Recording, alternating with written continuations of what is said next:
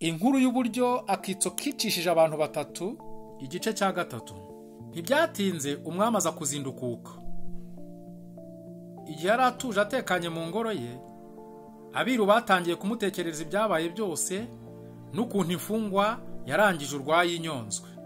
Akimara kubyumva, umwami yarababaye cyane.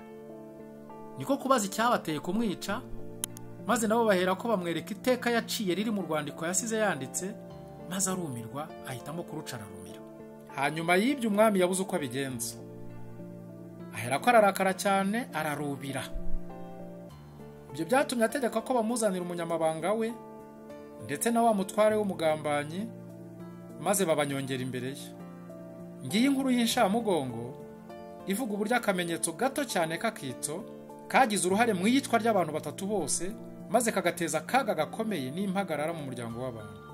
Iyi nkuru mwayiteguriye kandi muyigezwaho na Teleduc.